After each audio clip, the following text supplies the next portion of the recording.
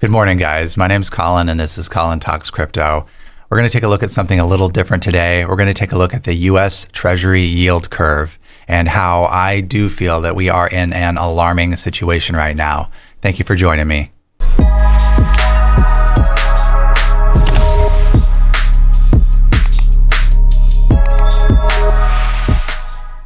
Okay, guys. So first of all, what is the U.S. Treasury yield curve? The U.S. Treasury yield curve compares the yields of short-term Treasury bills with long-term Treasury notes and bonds. The U.S. Treasury Department issues Treasury bills for terms less than a year. It issues bonds in terms of 20 and 30 years. All Treasury securities are often called notes or Treasuries for short. And there's this great site I just found. It's gurufocus.com. Now let's take a step back and just define what is a yield curve. A yield curve is the line that you can draw on a graph with different time frames making up each plot on the graph. For example, right here we have this data set. We have a 1-month yield of 1.6%. We have a 1-year yield of 1.35%, a 2-year yield of 1.26%, and so on. And when you plot these on a graph, which is here in the bottom left corner, you can see a curve. Now, logically, if you think about it, the returns on a 30-year yield should be much greater than the returns in a 1-month yield because your money is being locked up for 30 years, right?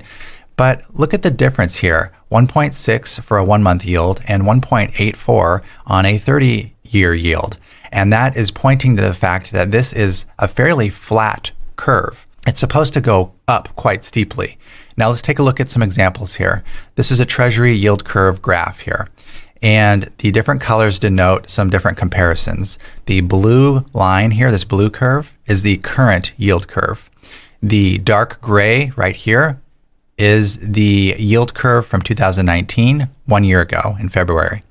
The light gray, which goes up much more steeply, is the Treasury yield curve for 2018, 2 years ago. Now, as you can see, the curve from 2018 is steep, and it's a little more appropriate for what you would expect from a 30-year versus a 1-month. The 30-year gives you a greater return. In this case, we had 3.1% on a 30-year, and we had 1.5% on a 1-month.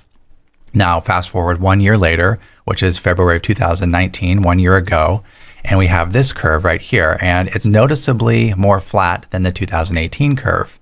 Well, fast forward 1 year later than that, and we're at today, and we have this blue curve. And you'll notice that the confidence in the later time periods, all the way up to 10 years, is less than the confidence in 1 month. So that seems to bode that the market is predicting a lower value in the U.S. Treasury bonds from every time span from 3 months all the way to 10 years. And only in the 20 and 30 year does it have even the slightest uptick. So when you see something like this where the curve is going flat or it's even starting to head down, that's when you know there is a problem because the confidence in the market is not present. Now this site takes it one step further and actually charts the difference, the spread of the 10-year point of the yield curve and the 1-year point on the yield curve. So that would be this figure and the difference between this figure. So as you can see right now, it's like 0.03% difference between the 1-year yield curve and the 10-year yield curve. And you can see on the graph here, there it is, 0.03%. And that's that difference being reflected as of today. So what we have here is a chart of the past 50 years, all the way back to about 1960, showing the difference in that spread of the 10-year and the 1-year confidence in the market. Now, the next thing that this chart shows is every past U.S. recession. That's when the market has been not doing very well. And it marks it with these gray colors, these vertical gray bars here. And you can see here's 1 recession, here's 2, here's 3, 4, 5, 6, and 7. This last one was the 2008 housing crisis. This was the .com, and so on back in time. And one thing you'll note if you look at this chart is that every single recession, every single one of these gray vertical areas is preceded by the blue line dropping below the red line, to keep it really simple.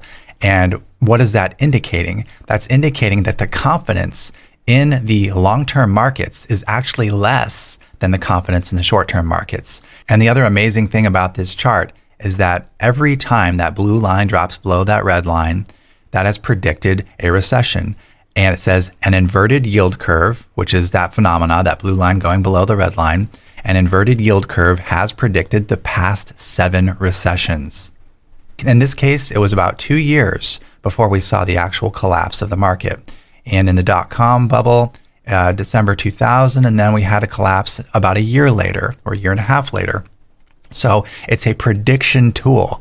And what do we have today? We have crossed that line yet again. The blue line has gone below the red line, June 2019 or so, August 2019. So if we historically look back and we see that every time those lines have crossed, within about 1 to 2 years, we've had a recession. We can predict that by about 2021, we're going to have our next recession, and it could last for several years. And in fact, I think that this could be one of the biggest ones we've seen on this entire chart. Look at the white space between the recessions. For example, from here to here, see how large of a white space that is? And look at the space between the other recessions. This one's much shorter, between 2000 and 2008. No other period between recessions has been as long as we've seen. Our market has not corrected in the longest time in the past 50 years. And so this could be, I would anticipate, one of the largest recessions/depressions that we have seen in the past 50 plus years, based on this chart alone. And based on factors in the real world going on right now, like we have the coronavirus, which is just not assisting factors. If anything, that's putting a stunt on production and exportation from China, one of the largest production areas in the planet. And some people say that that's a scapegoat, or an intentionally planted scapegoat, to make an excuse for what is an inevitable market crash because of the mismanagement of money. It could be, it may be not. But one thing we know for sure is that this chart is telling us that the confidence in the long-term market is at the lowest point it's been since 2009. That's 11 years. So if you were to look at this and you were to make a guess and you were to say, do I feel like it's more confident for there to be a recession or for there to not be a recession? I'm personally going to say that I give it a overwhelming likelihood that in the next 2 to 4 years at the outset, we are going to see what I would be willing to bet will be the largest recession that the United States and the world has seen in 50 plus years. It just has to happen. If you've seen my other videos, you can't quantitative ease, you can't fractional reserve bank for decades and decades and decades and not have a correction with that kind of manipulation. It's just not possible. You can't infinitely increase the supply of a money and not expect at some point for the value to catch up with that, or the loss of value for that matter. So guys, check out this site, gurufocus.com. And I think that it's a very smart idea at this point this is my advice to myself, to not have any money in the stock market, to diversify into hard assets, whether it's gold, silver, or cryptocurrencies, because the value of those historically have been more stable. And I think that the stock market right now is probably the most dangerous place that one could have his or her money.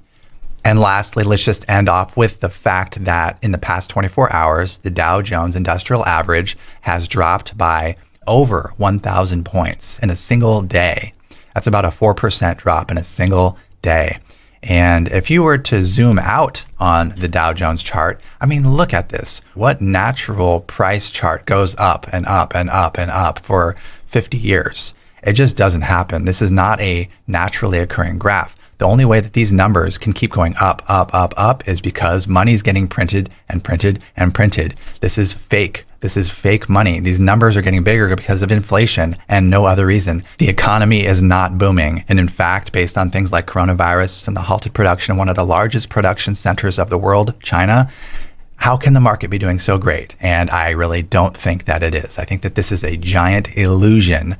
And the unfortunate thing is that the elite and those in control of money you'll be the last to hear about this from them. They do not want you to know because the ones with the control want to keep control. And so they're going to be the first ones to short the market. They're going to be the first ones to sell, and they want you to be the last ones to sell. And so if you are smart and you can observe the fact that this chart looks ridiculous, and if you look at this chart and you can see that an inverted yield curve has predicted the past 7 recessions with a Dow Jones drop of 1,000 points yesterday, all signs to me point toward economic recession. Another thing that times remarkably with this entire collapse is the Bitcoin halving and the next predicted bull run. If you look at the charts and you see that a bull run has occurred roughly every 4 years in Bitcoin's history, I think largely due to the fact of the halving of the issuance rate and the supply decrease, it times perfectly with this next upcoming recession. And I find that fascinating because we have an economic collapse of fiat and a boom of, or at least I predict a boom of the cryptocurrency markets all timed together. And that's just truly amazing to me. I would consider to be the perfect storm. So I'm hedging my bets accordingly. All right, guys, thanks a bunch and have a great day.